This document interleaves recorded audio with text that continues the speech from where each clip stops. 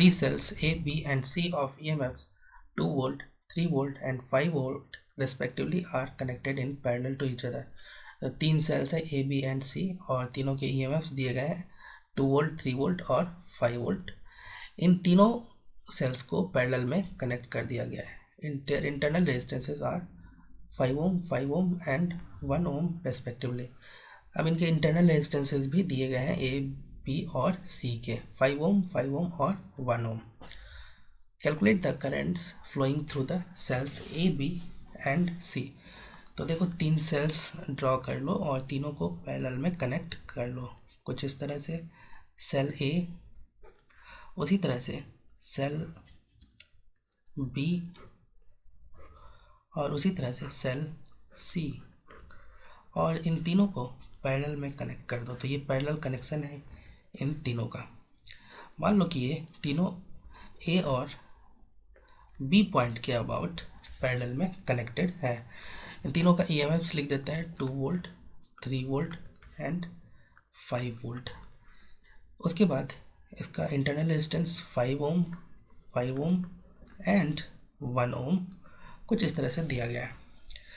मैं पूछ रहा हूँ कि क्या इन तीनों सेल्स की जगह एक सिंगल सेल ड्रॉ किया जा सकता है. इन तीनों सेल को एक सिंगल सेल से रिप्लेस किया जा सकता है ए बी पॉइंट के अक्रॉस.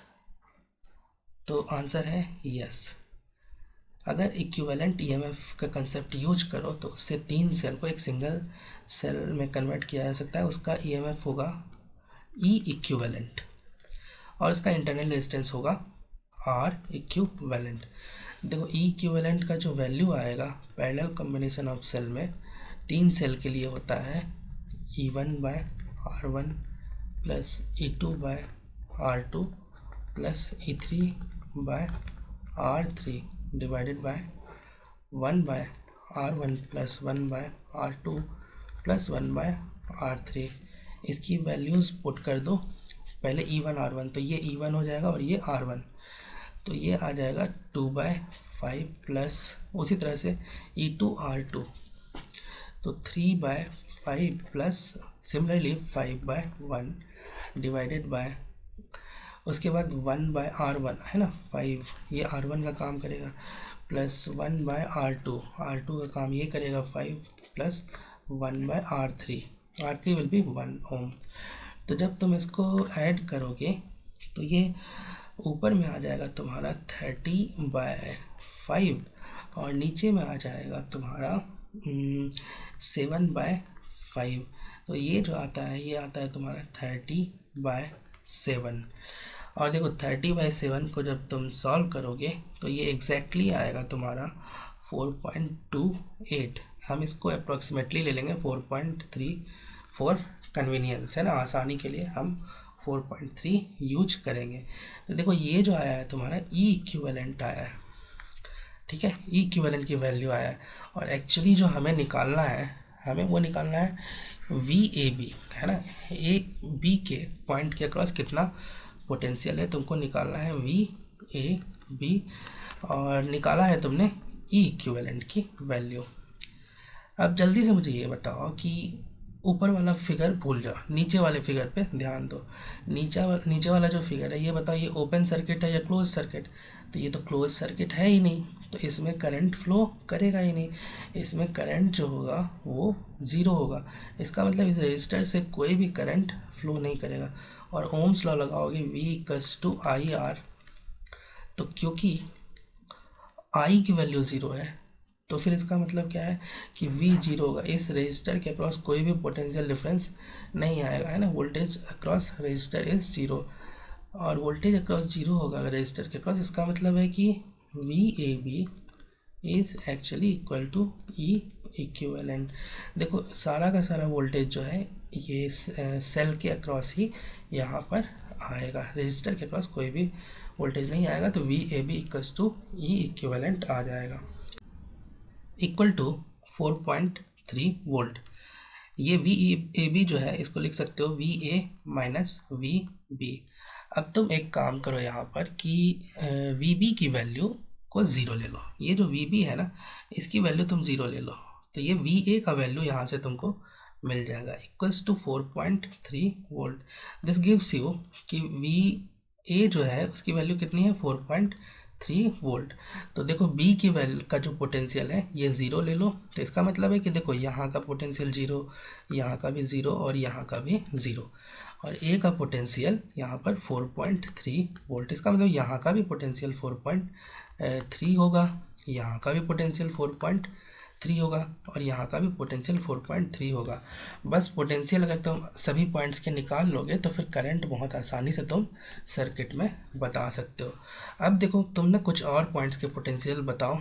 यहाँ का पोटेंशियल फॉर एग्जांपल इस पॉइंट का पोटेंशियल मान लो कि V1 है, तो V1 की वैल्यू, और यहाँ का पोटेंशियल मान लो V2 है और यहाँ का पोटेंशियल मान लो V3।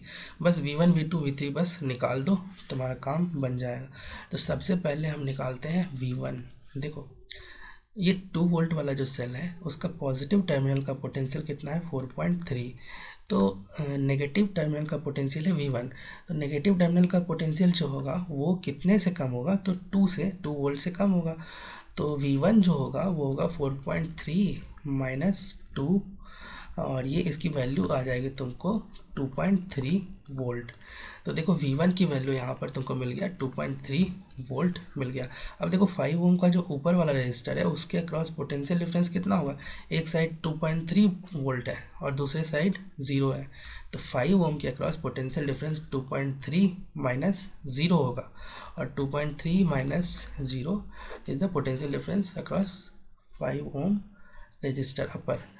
ठीक है, करंट कितना होगा, इससे जो करंट फ्लो होगा, current equals to potential difference divided by resistance, resistance is 5, तो इसकी वैल्यू आ जाएगी तुमको 2.3 बाई 5 इक्वल्स टू 0.46 एम्पियर। तो इससे जो करंट होगा, अब करंट बताओ किधर से किधर फ्लो होगा, हायर पोटेंशियल टू लोअर, मतलब इस डायरेक्शन में करंट फ्लो होगा। अपर जो रजिस्टर है ना, अपर 5 ओम, उससे कुछ इस डायरेक्शन में, मतलब करंट अपर ब्रांच से कुछ इस डायरेक्शन में फ्लो होगा, और कितना होगा, तो 0.46 एम्पियर। ठीक है, अब हम उसी तरह से V2 निकालेंगे। देखो V2 जो होगा उसके लिए देखो 3 वोल्ट का सेल, देखो एक एंड पर पॉजिटिव एंड पर पोटेंशियल कितना है, तो 4.3, और ये V2 जो है नेगेटिव एंड का पोटेंशियल, नेगेटिव टर्मिनल का पोटेंशियल है, तो ये कितने से कम होगा, तो 3 वोल्ट से कम होगा।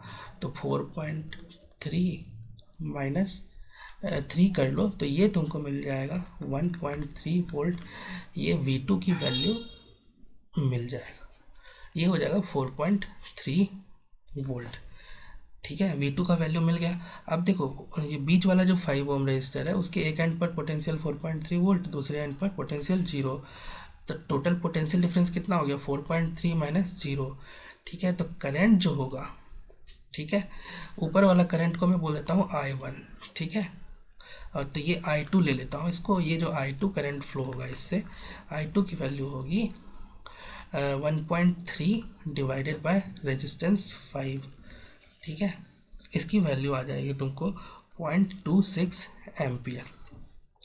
तो देखो I1 मिल गया, I2 मिल गया। अब ये बताओ I2 किधर से किधर फ्लो करेगा, तो again high potential to lower potential, तो 4.3 से 0 की तरफ कुछ इस तरह से करंट फ्लो होगा। इस ब्रांच में है ना, बीच वाले ब्रांच में भी राइट डायरेक्शन में फ्लो होगा, अपर और बीच वाले में राइट डायरेक्शन में करंट फ्लो होगा। अब हम निकालते हैं I3। ठीक है, जो सबसे नीचे वाला ब्रांच है उसमें मान लो कि करंट I3 फ्लो करता है, तो वो तुमको निकालना है। इसके लिए सबसे पहले V3 निकालो। देखो V3 जो होगा अगेन उसी तरह से 4.3 माइनस 5 वोल्ट हो जाएगा ना, 5 वोल्ट से कम होगा, इसकी वैल्यू तुमको मिलेगी माइनस 0.7 वोल्ट। इसका मतलब V3 का वैल्यू माइनस 0.7 वोल्ट मिला। तो अब तुम ही सोचो कि करंट किधर से किधर फ्लो करेगा। एक ये जो 1 ओम का रजिस्टर है उसके एक साइड पोटेंशियल 0 है और दूसरे side minus 0.7 volt. Current flows from higher to lower, मतलब 0 टू 0.7 वोल्ट की तरफ फ्लो होगा। करंट कुछ इस डायरेक्शन में फ्लो होगा, ये I3 बनेगा, है ना। I3 की जो वैल्यू होगी, अब देखो 1 ओम के अक्रॉस पोटेंशियल डिफरेंस कितना है, तो 0 माइनस 0.7 वोल्ट, मतलब ये पोटेंशियल डिफरेंस कितना है, तो 0.7 वोल्ट। करंट जो होगा इसके corresponding I3 equals to 0.7 volt divided by 1 ohm, तो ये हो जाएगा 0.7 एम्पियर का करंट बनेगा। तो तुम देख सकते हो करंट जो है इस केस में है ना लोअर ब्रांच में राइट टू लेफ्ट फ्लो करेगा, तो 5 वोल्ट से एक्चुअली करंट निकलेगा, कितना निकलेगा, तो 0.7 एम्पियर है ना। तो ये 0.7 एम्पियर देखो कुछ इधर जाएगा 0.7 एम्पियर, और ये दो पार्ट में डिवाइड होगा। एक साइड इधर जो जा रहा है वो I2 कितना है, ये तो 0.26 इधर जाएगा, और ऊपर वाले में जाएगा 0.46।